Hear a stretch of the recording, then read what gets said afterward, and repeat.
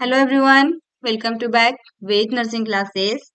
अभी हम इस वीडियो में डिस्कस करने वाले एमएसएन एमसीक्यूज अभी मेरे चैनल पे चल रहे हैं। लास्ट डे से आज दूसरा दिन है। एमएसएन से रिलेटेड पार्ट थर्ड तक अपलोड कर दी गई हैं, जिसमें से आपका 90 क्वेश्चंस 90 टू 100 क्वेश्चन 3 वीडियो में आपको मिलेंगे। इसमें भी आपका 30 क्वेश्चन लिए गए हैं, जो पार्ट 4 है। एक पार्ट इसके और हैं जो कि प्रीवियस ईयर में क्वेश्चन पूछा गया है डियर। यदि आपको प्रीवियस ईयर के क्वेश्चन पेपर पूरा देखना है तो मेरे चैनल पे आपको सब्सक्राइब करना होगा चैनल को, देन बेल आइकन प्रेस करना होगा ताकि आपको नोटिफिकेशन के जरिए सबसे पहले वीडियो आपके तक पहुंच पाए। एंड मेरे चैनल को अभी तक सब्सक्राइब नहीं किए, सब्सक्राइब कर लीजिएगा। साथ में यदि आपको पीडीएफ चाहिए तो पीडीएफ के लिए आपको टेलीग्राम पे ज्वाइन करना पड़ेगा, इंस्टाग्राम को फॉलो करना होगा एंड फेसबुक पे भी आप ज्वाइन कर लीजिएगा। सभी जगह आप ज्वाइन कर लीजिएगा। सभी जगह आपको सिर्फ और सिर्फ अभी प्रीवियस ईयर का पेपर अवेलेबल करवाई जा रही है। डेली बेसिस पे कम्युनिटी पोस्ट भी किए जाते हैं, जो आप लोग की कमेंट आती हैं। तो प्लीज डियर उसमें आप लोग कमेंट भी कीजिए कि इसके राइट आंसर क्या होंगे। उसमें वोट सिस्टम जो है आपका, कमेंट कीजिए ताकि हमें यहाँ भी पता चलते कौन कौन से कमेंट कर रहे हैं। ये आप देख पा रहे होंगे यहाँ पे 28/4/2023 मॉर्निंग में भी लगी हुई है, एक वीडियो अपलोड की गई है, उसमें भी 28/4 होगा। आपको कंफ्यूजन नहीं होना है, इसमें पार्ट थर्ड और ये पार्ट आपकी 4 है। सेम डे में हो रहा है इसीलिए। तो आइए हम स्टार्ट करते हैं देर ना करते हुए। तो यहाँ पे फर्स्ट क्वेश्चन की ओर मूव कर गए हम लोग। देखिए पहला क्वेश्चन जो लिया गया dear, the serological reactions with sensitize bacteria for देखिएगा phagocytosis is called, phagocytosis is called. यहाँ पे देखिएगा सीरोलॉजिकल रिएक्शन जो बैक्टीरिया को फैगोसाइटोसिस के लिए संवेदनशील बनाता है, संवेदनशील क्या करता है, बनाता है। तो इसमें 4 ऑप्शन दिया गया है। इसमें राइट आंसर आपका क्या आएगा, राइट आंसर इसमें क्या आएगा, कोएगुलेशन, देखिएगा कोएग्लूटिनेशन, या फिर न्यूट्रलाइजेशन, या फिर ओपोनाइजेशन, या फिर कॉम्प्लीमेंट फिक्सेशन, या फिर कॉम्प्लीमेंट फिक्सेशन। 4 ऑप्शन है डियर। राइट आंसर इसमें आपका क्या आएगा। Very very important question. Question में पूछा गया सीरोलॉजिकल क्या हो रहा है, रिएक्शन हो रहा है, क्या सीरोलॉजिकल रिएक्शन, जिसमें से आपका जो बैक्टीरिया को फाइगोसाइटोसिस, फाइगो यहाँ पे क्या है, साइटोसिस के लिए संवेदनशील बनाता है, क्या कहलाएगा आपका। तो राइट आंसर ऑप्शन सी आएगा। आप देखिएगा opsonization, opsonization option C is correct answer. यहाँ पे देखिएगा coagulation is the process of, देखिए aggregation of particulate antigen bond with, देखिए agglutins of more than one, देखिएगा स्पेसिफिसिटी, यानी कि कोएगुलेशंस एक अधिक विशिष्टताओं के एग्लूटेनिन से बंधे पार्टिकुलेट एंटीजन की एकत्रीकरण की प्रक्रिया है, एकत्रीकरण की प्रक्रिया है।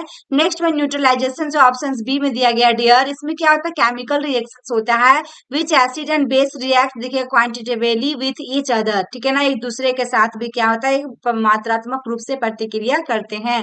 नेक्स्ट में कॉम्प्लीमेंट फिक्सेशन में क्या होगा आपका, ये इम्यूनोलॉजिकल टेस्ट होता है, diet can be use to detect either specific antibody के बारे में। कौन सा आपका कॉम्प्लीमेंट फिक्सेशन, देखिए वेरी वेरी इंपॉर्टेंट है डियर, जो कि आपका इम्यूनोलॉजिकल टेस्ट जो की जाती है, डिटेक्ट क्या किया जाता है, स्पेसिफिक एंटीबॉडी के बारे में और स्पेसिफिक एंटीजन इन या patient serum based on occurrence of complement fixation, complement fixation.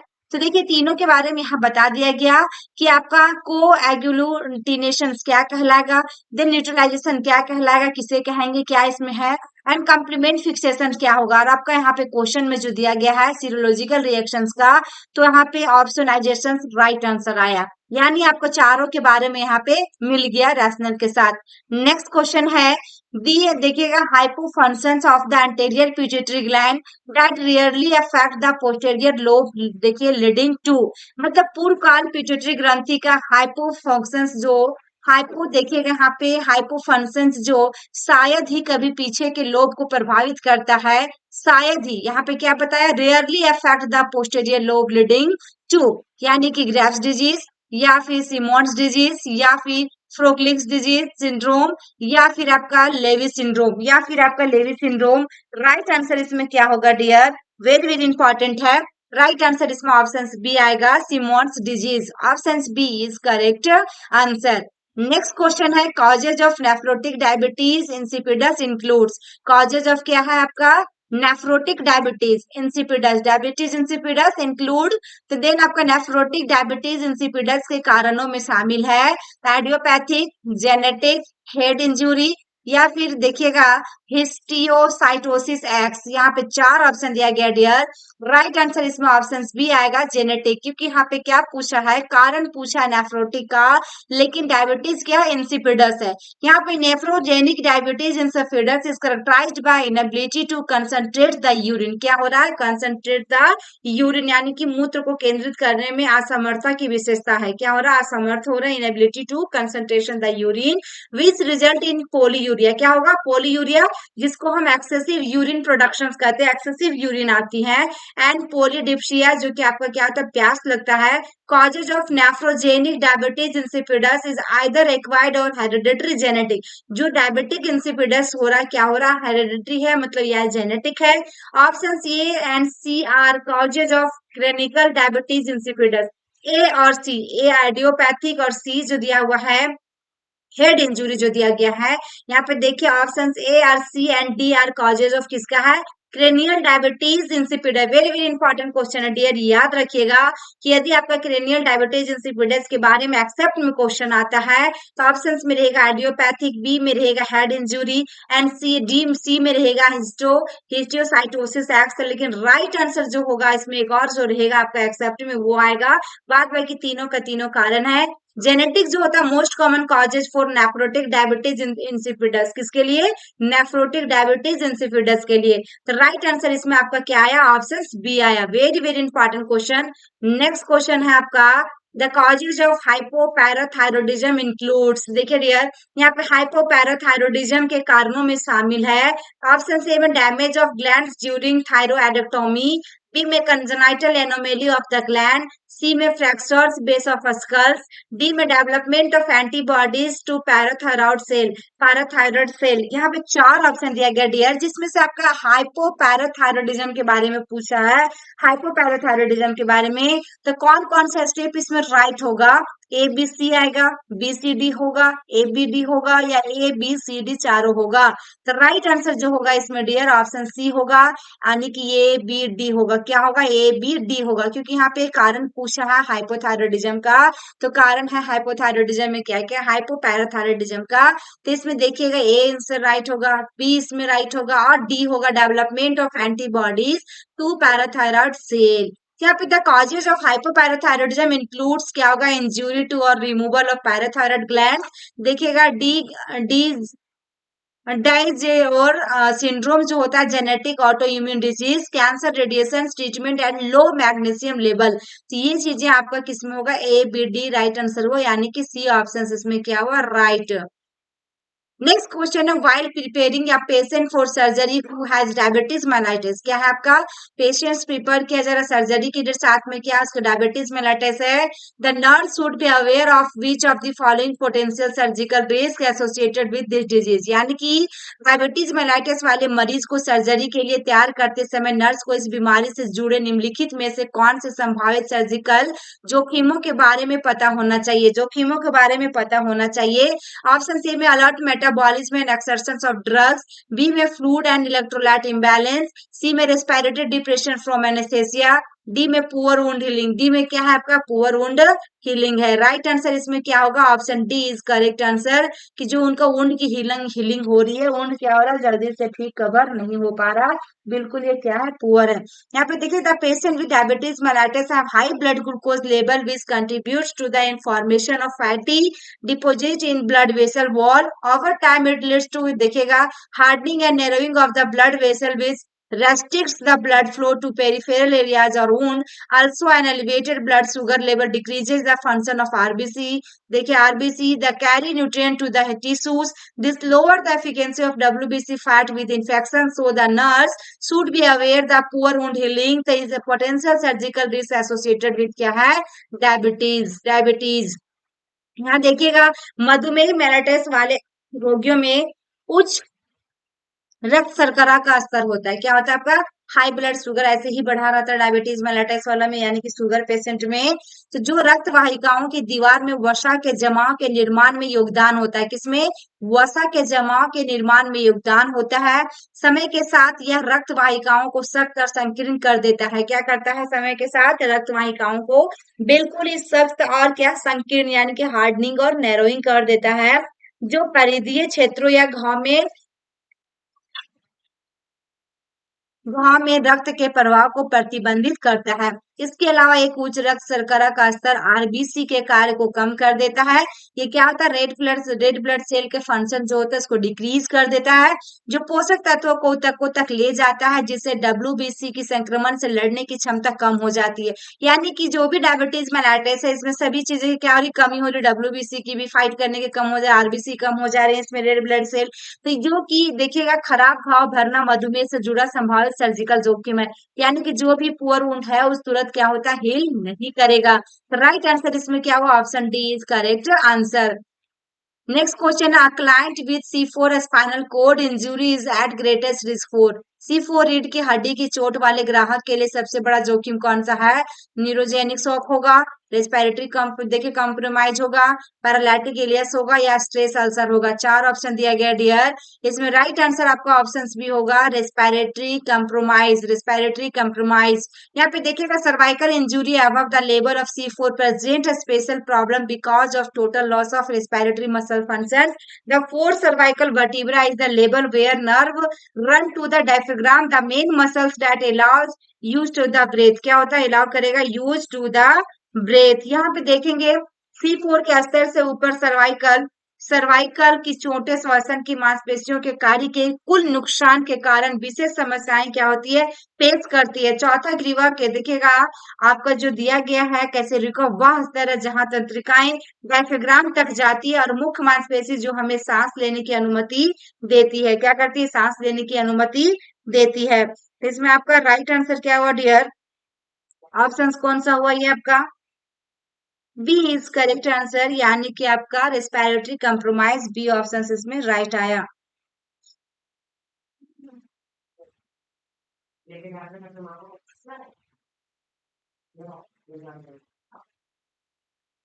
Next question है, देखिएगा वेरी वेरी इंपॉर्टेंट क्वेश्चन है, malformation of the spine in which the posterior portion of the lamina of one और more vertebra fails to fuse with और without defective development of the spinal cord that is called. यानी कि रीढ़ की विकृति जिसमें रीढ़ की हड्डी के दोषपूर्ण विकास के साथ या बिना एक या एक से कम या अधिक कोशिकाओं को पलट कर का पिछला भाग फ्यूज करने में विफल रह जाता है तो क्या कहलाता है।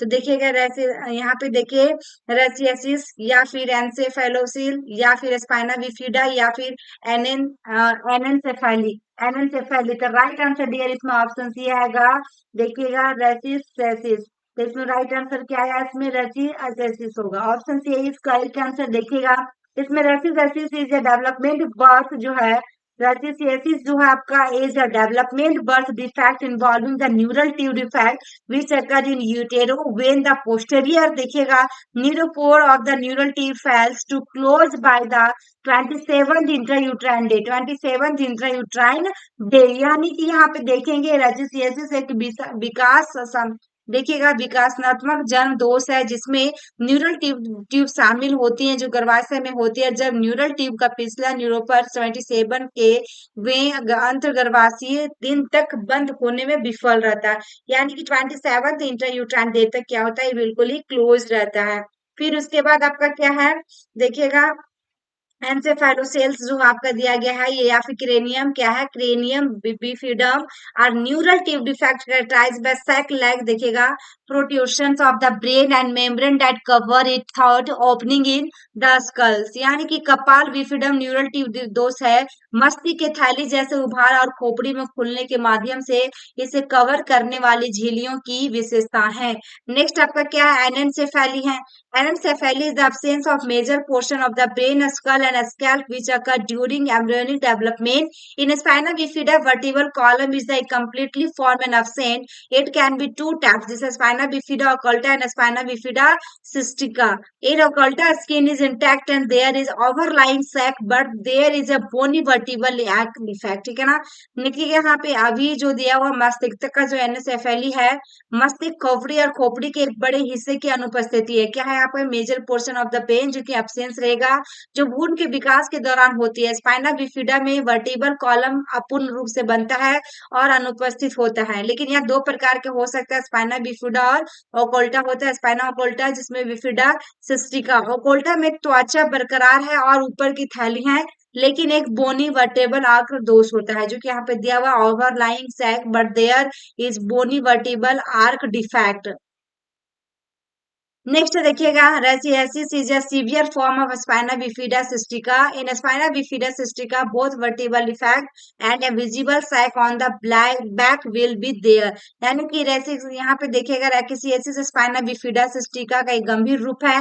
स्पाइना बिफिडा सिस्टिका में वर्टिबल दोष और पीठ पर एक दृश्य थैली दोनों होंगे, ठीक है ना। तो ये चीजें जो दिया गया, चारों के यहाँ रैशनल दिए गए डियर कि कौन कौन सा किस में आएगा। तो वेरी वेरी इंपॉर्टेंट क्वेश्चन है ये आपका। राइट आंसर ये आपका क्या होगा, ऑप्शन ए आएगा। नेक्स्ट क्वेश्चन जो दिया गया, दिया the plexus that supply nerves to the skin and muscles of the upper limbs and some of the chest muscles is, chest muscles is. तो फ्लेक्सेस जो ऊपरी अंगों की त्वचा और मांसपेशियों और छाती के कुछ मांसपेशियों को नर्सों की आपूर्ति करता है। यहाँ plexus that supply nerve to the skin muscles of the upper limbs and some of the chest muscles is cervical plexus या ब्रैकियल प्लेक्सेस, लंबर प्लेक्सेस या सैक्रल प्लेक्सेस। राइट आंसर इसमें ऑप्शन बी है, brachial plexus. B is correct answer, यहाँ पे option B हुआ। Cervical plexus supply nerve to the back of the head and some neck muscles. यानी cervical plexus सिर के पीछे और गर्दन के कुछ मांसपेशियों को नसों की आपूर्ति करता है। नेक्स्ट में lumbar plexus supply nerve to the vascular, देखिएगा, लैकुना नियर द एस्पेनस, जहाँ पे hiatus and supply the skins below the inguinal ligament. यानी कि लंबर फ्लेक्सस वेस्कुलर लैकुना को सेफेनस अंतराल के पास नसों की आपूर्ति करता है और वंचन लिगामेंट के नीचे की त्वचा की आपूर्ति भी करता है। नेक्स्ट सैक्रल प्लेक्सस क्या करता है, supply nerve to the skin and muscles of the pelvis and lower limbs. तो ये सभी के बारे में यहाँ पे बता दिया गया, वेरी वेरी इंपॉर्टेंट रहा। नेक्स्ट क्वेश्चन जो होगा आपका, which division of the nervous system initiates या रिस्पॉन्स नॉन एज फाइट और फ्लाइट। यहाँ पे क्या है, रिस्पॉन्स इनिशिएट क्या रहा, रिस्पॉन्स नॉन एज फाइट और फ्लाइट। यानी तंत्रिका तंत्र का कौन सा विभाग एक प्रतिक्रिया शुरू करता है जिसे लड़ाई या उड़ान के रूप में जाना जाता है। तो पैरासिम्पैथेटिक नर्वस सिस्टम या द सिम्पैथेटिक नर्वस सिस्टम या सोमैटिक नर्वस सिस्टम या नॉन ऑफ दीज। चार ऑप्शन दिया गया डियर, जिसमें राइट आंसर आपका ऑप्शन बी आएगा, sympathetic nervous system, sympathetic nervous system. Next question आपका है, ऑटोनोमिक नर्वस सिस्टम रेगुलेट्स, देखिएगा, वेस्सेरल एक्टिविटीज सच एज। यानी कि स्वायत्त तंत्रिका तंत्र आंतों की गतिविधियों को नियंत्रित करता है, जैसे कि respiration, contraction of smooth muscles या गैस्ट्रोइंटेस्टाइनल मोटिलिटी या फिर all of the above. Right answer इसमें ऑप्शन डी होगा dear, all of the above.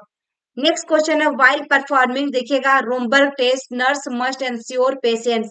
यानी कि रोमबर्ग टेस्ट करते समय नर्स को मरीजों को सुनिश्चित करना चाहिए क्या, गेट होगा या पोस्टर्स होगा या सेफ्टी होगा या क्लोजिंग ऑफ आईज होगा। राइट आंसर इसमें ऑप्शन सी होगा, सेफ्टी, क्योंकि यहाँ पे रोमबर्ग टेस्ट करते समय नर्स को मरीजों का क्या सुनिश्चित करना चाहिए, सेफ्टी सुरक्षित करना चाहिए, सुनिश्चित। यहाँ पे देखिएगा, Romberg test use to assess neurological function, किसके लिए, न्यूरोलॉजिकल फंक्शंस फॉर बैलेंस के लिए। The standing patient is asked to close eyes, it is positive that there is actual loss of balance and patient fall while the close. यानी संतुलन के लिए neurological function का आकलन करने के लिए रोमबर्ग टेस्ट का उपयोग किया जाता है। कहाँ किया जाता है, न्यूरोलॉजिकल फंक्शन फॉर बैलेंस के लिए। खड़े मरीज को आंख बंद करने के लिए कहा जाता है, या सकारात्मक है कि यदि संतुलन का वास्तविक नुकसान होता है और बंद होने पर रोगी गिर जाता है, तो ये किसमें आपका सेफ्टी रखना होता है उसके लिए। Gait posture and closing of eyes observe during exam eyes are, but the priority is to ensure the patient safety during कब, एग्जामिनेशन, कब, एग्जामिनेशन, ड्यूरिंग एग्जामिनेशन, ठीक है। नेक्स्ट क्वेश्चन की ओर मूव करते हैं। यहाँ ब्लैडर इज एक्सपेक्टेड व्हेन या patient is experiencing spinal shock. यानी कि मूत्राशय की उम्मीद तब तक की जाती है जब रोगी रीढ़ की हड्डी में आघात का अनुभव कर रहा हो। तो इसमें देखिएगा, आटोनिक होगा, नॉर्मल होगा या फिर स्पेस्टिक होगा या फिर अनकंट्रोल होगा। 4 ऑप्शन दिया गया डियर, इसमें राइट आंसर आपका क्या होगा? इसमें option C is correct answer, atonic आएगा, ए इसमें राइट होगा। Atonic or sometimes देखिएगा flaccid bladder C. The organ dilates as usual but fail to empty. This is obtained due to the brain sending incorrect signals to the bladder usually stemming from some kind of a spinal cord injury or condition such as multiple sclerosis. यानी कि अटोनिक जो दिया हुआ है यहाँ पे देखेंगे निष्क्रिय और कभी कभी झूलता हुआ मूत्राशय हमको हमेशा की तरह फैला हुआ दिखता है। यहाँ पे देखिए फ्लैसिड, यहाँ पे क्या है ब्लैडर सीधा ऑर्गेन डायलेट हो जाएगा और बट फेल टू एम्पटी, बिल्कुल वहां खाली रहेगा लेकिन विफल रहेगा। यह अक्सर मस्तिष्क द्वारा मूत्राशय को गलत संकेत भेजने का कारण होता है, जो आमतौर पर किसी प्रकार की रीढ़ की हड्डी के चोट या मल्टीपल स्क्लेरोसिस जैसी स्थिति में उत्पन्न होता है। तो राइट आंसर इस लिस्ट में क्या हुआ? Option C is correct answer, atonic. Next question आपका है normal range of cerebral perfusion pressure is, cerebral छिड़काव दबाव की सामान्य श्रेणी क्या है? तो राइट आंसर इसमें ऑप्शन सी होगा 5 to 15 millimeter of mercury. Next question है which of the following is not an expected finding in the assessment of client having increased intracranial pressure. निम्न में से कौन सा एक क्लाइंट के आकलन में इंट्राक्रेनियल दबाव में वृद्धि की उम्मीद नहीं है? अनइक्वल पीपीज, देखिएगा पीपीज, क्लियर कॉन्शियसनेस, फिर इरिटेबिलिटी है, हेडेक है। क्योंकि not an expected finding the assessment of the client having increase क्या इंट्राक्रेनियल प्रेशर, आईसीपी है। राइट आंसर इसमें ऑप्शन भी होगा clear consciousness, clear consciousness. Clear consciousness is not an expected finding in the assessment of client having increased ICP. Loss of consciousness is more sensitive and reliable indicator of increase क्या होगा? ICP. So change in consciousness is sign of increase ICP. तो यहाँ पे जो लिखा गया dear right answer क्या हुआ? Clear consciousness, clear consciousness. ठीक है, नेक्स्ट क्वेश्चन है which of the following is not, या देखिएगा triggering factor for seizure and epilepsies. निम्न में से कौन सा दौरे और मिर्गी के लिए ट्रिगरिंग कारक नहीं है? Acute alcohol injection, exposure to flashing light, hyperventilation या decrease physical activity. Not and trigger factor for देखिएगा सीजर एंड एपिलेप्सिस के लिए राइट आंसर इसमें क्या होगा डियर? ऑप्शन डी होगा डिक्रीज फिजिकल एक्टिविटी। यानी अल्कोहल इंटेक और drug use, exposure to flashing light, शराब का सेवन या नशीली दवाओं का उपयोग, चमकती रोशनी के संपर्क में आना। Next hyperventilation, non compliance to medication, sleep deprivation are common triggers for seizure where as.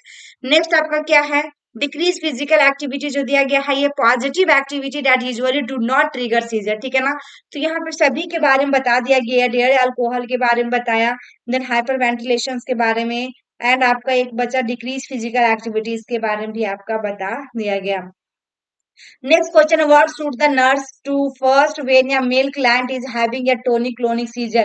जब किसी पुरुष क्लाइंट को टोनिक क्लोनिक दौरा पड़ता है तो नर्स को सबसे पहले क्या करना चाहिए? तो restrain the client's arm and legs, elevate the head of the bed, या place to tongue blade in the client, या फिर यहाँ पे लिखा हुआ take measure to prevent injury mouth. Right answer option D होगा डियर कि take measures to prevent injury mouth, क्योंकि हमारा जो होता है जब सीजर आती है तो ऐसा ना हो कि टंग वगैरह वहां पे कट जाए, जिसके चलते क्या करना उसको बचाना है, ताकि टंग के बीच में और टीथ में क्या करना कुछ वैसा स्पून वगैरह घर में होता है तो स्पून वगैरह डाल देते हैं ताकि जीभ कटने से बच सके patient. If any person expensive tonic seizure most appropriate nursing intervention is to ensure करना है कि मेजर टू प्रिवेंट इंजुरी, बिल्कुल भी उनको कोई तरह का इंजुरी ना हो उसको रोकना है। नेक्स्ट क्वेश्चन है which of the following will not be observe in a client with right, देखिएगा हेमिस्फेरेनिक स्ट्रोक, हेमिस्फेरेनिक स्ट्रोक। निम्न में से कौन सा एक क्लाइंट में एक सही गोलार्थक स्ट्रोक के साथ नहीं देखा जाएगा? Impulse control difficulty, loss of देखिएगा परसेप्शन, या right hemiplegia, lack of awareness. 4 option दिया गया डियर, इसमें राइट आंसर आपका क्या आएगा? Option C is correct answer, right hemiplegia. क्या आएगा? Right hemiplegia. Patient with a right brain stroke have left hemiplegia and left brain stroke will have right hemiplegia. क्या यहाँ पे बताया गया? Right brain stroke and left hemiplegia and left brain stroke will have right hemiplegia. ठीक है, दाएं मस्तिष्क के स्ट्रोक वाले मरीजों में बाएं देखिएगा अर्धघात घात होता है, और बाएं मस्तिष्क के स्ट्रोक में दाएं अर्धघात होता है। इसमें जो राइट आंसर हुआ क्या हुआ dear, right hemiplegia, option C is correct answer, क्योंकि यहाँ पे पूछा गया है कि not be observe in client with right hemiplegic stroke का पूछा, हेमिस्फेरिक स्ट्रोक का पूछा है, तो राइट हेमिप्लेजिया इसमें नहीं आएगा, बाद बाकी ए बी और डी आएगा। Next question, nurse has to insert या नासोगैस्ट्रिक ट्यूब या स्ट्रोक लाइन एंड देखिएगा understand that the best position for the insertion. यहाँ पे बेस्ट पोजीशन की बात किया है, एनजी ट्यूब लग रहा है, नासोगैस्ट्रिक ट्यूब लगाया जा रहा है नर्स के द्वारा, साथ में स्ट्रोक है, पेशेंट को स्ट्रोक पेशेंट है, तो low forward position, Sims position, high forward position या फिर टेनरबर्ग पोजीशन। राइट आंसर इसमें होगा option C, high forward position में हम क्या करेंगे, इंसर्ट करेंगे। Patient with a stroke also associated with dysphagia. Therefore, the insertions of NG tube become more difficulty. क्या होता है, बहुत ही ज्यादा प्रॉब्लम आती है, क्योंकि डिस्फेजिया का मतलब होता है डिफिकल्टी इन सॉल्विंग, या कि उसको क्या करते हैं, जब हम आरटी लगाते हैं राइल्स ट्यूब, तो उसको घुटने को कहते हैं ना कि अंदर से घुटते जाए ताकि उनका ट्यूब जो अच्छे से एब्डोमेन में चला जाए, तो उसको हम घुटने के कहते हैं। तो उसमें क्या होता है, प्रॉब्लम आती है, यहाँ पे बता रहा है कि डिस्फेजिया की प्रॉब्लम रहती है, तो उनको अच्छे से घुटने में प्रॉब्लम आ रही है, निगल नहीं पा रहे सही से। ठीक है, तो यहाँ पे स्ट्रोक के रोगी को डिस्फेजिया भी होता है, इसलिए एनजी ट्यूब का देखिए सम्मिलन अधिक कठिन हो जाता है। हाई फॉलोड पोजीशन जब रहेगा, insertion of NG tube and reduce the risk of aspiration. Semi Fowler's position, low Fowler's position prevent the risk of aspiration, specially कब देखिएगा, कोमाटोस पेशेंट्स में, किसमें, कोमाटोस पेशेंट में। तो यहाँ पे क्वेश्चन को वेरी वेरी इंपॉर्टेंट समझिएगा डियर, राइट आंसर इसमें क्या होगा, ऐसे क्वेश्चन पूछा जाता है, ऐसे क्वेश्चन जो आपका एग्जाम में पूछा जाता है।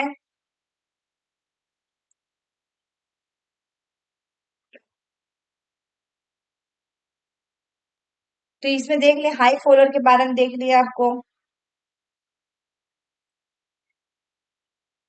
जो आपका देखिएगा ये हाई फॉलोअर और इंसर्स ऑफ एनजी ट्यूब करेंगे रिस्क ऑफ एस्पायरेशन में, किसको करने, रिड्यूस करने के लिए, यानी कि उस फॉलोअर स्थिति एनजी ट्यूब के सम्मिलन को आसान बनाती है और आकांक्षा के जोखिम को कम करती है। लेकिन सेमी फॉलोअर और लो फॉलोअर की स्थिति विशेष रूप से उचित रोगियों को आकांक्षा को जोखिम को रोकती है। मतलब कि कोमेटोस पेशेंट्स का मतलब समझ रहे होंगे आप, इसमें क्या होता है कि ही हैड टेकन या स्लीपिंग पिल एंड वॉज कोमेटोस। ठीक है ना, किसी तरह का पिल वगैरह लिया है, जो कि बंदा क्या है, बहुत ही गहरी नींद में सोया हुआ है, यानी वो।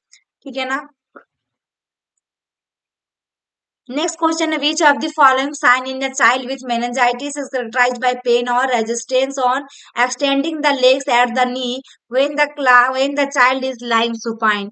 यानी कि देखिएगा, मेनिंजाइटिस वाले बच्चे में निम्नलिखित में से कौन सा लक्षण घुटने पर पैर फैलाने पर दर्द या प्रतिरोध की विशेषता है जब बच्चा झूठ बोल रहा होता है। क्योंकि यहाँ पे child with meningitis is characterized by pain और रेजिस्टेंस और extending the leg the knee when the child is lying supine. तो देखिएगा, ब्रुंस्की, कर्निक्स या फिर मैकवेन या फिर चोस्टिक। ठीक है ना, चॉस्टिक्स। तो राइट आंसर इसमें क्या होगा डियर, चार ऑप्शन दिया गया है, ऑप्शन बी होगा इसमें कर्निक्स, क्या होगा, बी इज करेक्ट आंसर। तो इसमें देखिएगा चाओस्टिक्स है, ठीक है ना, B is correct answer, Kernig's. Meningitis is inflammation of the meninges is the life irritating illness, Kernig signs, यानी कि flexing the patient in hip जो होता है 90 डिग्री तक एक्सटेंड कर दिया जाता है, and patient knee causes pain. And Brudzinski signs में क्या होता है, फ्लेक्सिंग होता है, क्या, patient's neck causes flexion of the patient hip and knee are clinical sign facilitate the diagnosis of meningitis. यहाँ पे देखिएगा, समझिएगा डियर, ये क्या होता है, कर्निक के संकेत होते हैं, रोगी के कुल्ले को 90 डिग्री तक मोड़ना और फिर रोगी के घुटने को फैलाना दर्द का कारण बनता है, क्योंकि वो क्या होता है, 90 डिग्री तक मोड़ते हैं, फिर उस पैर को क्या करते हैं, फिर फैलाते हैं एक्सरसाइज टाइप में, तो इसलिए उनको क्या होता है, पेन होता है। और ब्रुस्किस के संकेत में रोगी की गर्दन को मोड़ने से रोगी के कुल्हों और घुटने का फड़कना नैदानिक संकेत मेनिंजाइटिस के निदान की सुविधा प्रदान करते हैं। राइट आंसर इसमें ऑप्शन सी हुआ, कर्निक साइन, क्योंकि यहाँ पे पूछा गया मेनिंजाइटिस से रिलेटेड। नेक्स्ट क्वेश्चन है, फीवर, हेडेक एंड दिखेगा nuchal rigidity are classic symptom seen in. बुखार, सिरदर्द और गर्भाशय गिरवा में जकड़न इसके विशिष्ट लक्षण है। अल्जाइमर डिजीज का, ब्रेन एब्सेस का, मेनिंजाइटिस का, पार्किंसन डिजीज का। राइट आंसर इसमें ऑप्शन सी होगा, मेनिंजाइटिस। किसमें होगा, मेनिंजाइटिस। यहाँ पे classical symptoms of meningitis include देखिएगा, नुक्चल रिजिडिटी, नेक स्टिफनेस होगा, सडन हाई फीवर आ सकता है, एंड हेड अटैक हो सकता है। This is known as classical triad of diagnostic sign of meningitis. Next है Brudzinski sign and Kernig sign are diagnostic sign of किसके लिए? टेटनस, मेनिंजाइटिस, एंसेफेलाइटिस और कर्निक्टर्स। राइट आंसर इसमें ऑप्शंस भी होगा मेनिंजाइटिस। पॉजिटिव कर्निक साइन है Brudzinski sign are observe in किसको कहते हैं? Meningitis. Next question, all of the following measure are used to decrease brain oedema except. तो यहाँ पे देखिएगा हाइड्रोकोर्टिजोन, हाइपरवेंटिलेशन, डेक्सट्रोज इन्फ्यूजन और मैनिटोल इन्फ्यूजन। क्योंकि यहाँ पे एक्सेप्ट में पूछा है डियर कि डिक्रीज करेगा ब्रेन में जो एडिमा हो रहा है, स्वेलिंग आ रही है, उसको डिक्रीज करेगा। किस तीन इसमें होगा जो आपको क्या करेगा? स्वेलिंग को डिक्रीज करेगा, एडिमा जो हो रहा है कम करेगा, लेकिन एक को छोड़कर। तो राइट आंसर क्या होगा डियर? इसमें ऑप्शन सी होगा, dextrose infusion. C is correct answer.